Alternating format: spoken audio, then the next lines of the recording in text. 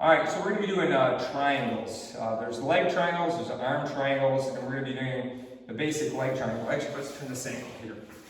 So the main thing to get a triangle is I need one arm in and one arm out. This is kind of called the triangle setup. One of her arms is in my legs, and one of her arms is out. This is bad for her, good for me. So she always wants to keep one in, or both in or both out. I want to get one in to do the triangle.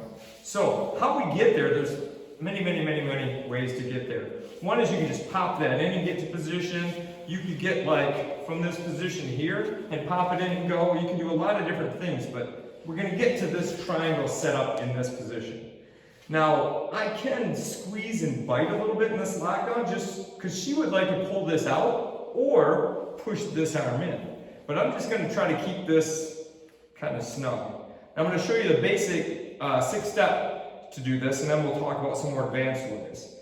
So it will help me to get this arm across and hold, because that puts some pressure on her carotid artery, and this one puts pressure on the other artery. While I do that, I hold the head so she can't posture up and get out. I put this foot on the hip, get this angle real high across the neck, and then lock up the triangle. I can put 2 hands on the head and squeeze. And I could feel that was not so good. So again, not talking about how we get here, but one arm in, one arm out. So to go through those steps again, the arm, and sometimes like if she's kind of keeping that arm heavy, or maybe not hidden, but just heavy, I can hip up and then bring it across. Hold the head, foot, get the angle, grab this, and go. Now some other things. Sometimes people, once you get to this position, some people can just pop right up to the triangle and skip all those steps.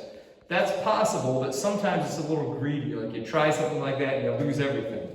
So, but it is possible to just pop right to the triangle. I'm going to show you some things, and also this can be said too, like even if I don't get that arm across, I can finish the arm even without that arm across. It's just tighter if this is across here. Some other details. Let's turn right here. So when we're in this position, a lot of people have a hard time from this setup trying to lock this. And they'll be, especially if this person's big, they'll be here and they can't really pull that up. But you want to get this angle real high so you're not even on the back muscles. And then you can bite it easy because you're only across the neck and the one part of the shoulder. So that would be the ideal way to get to it, is just like this. Now some ways to tighten all of that up.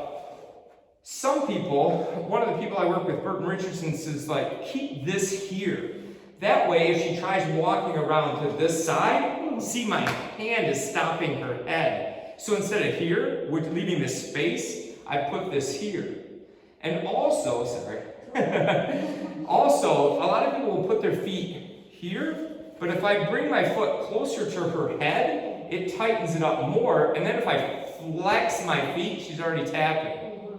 So all these things, and also with keeping my knees pinched in, and you can tighten it up even more. So before she passes out, that's the basic. There's a lot. You can do like long hours and hours on that triangle choke, but that's kind of the basic idea of the triangle choke with your legs from guard.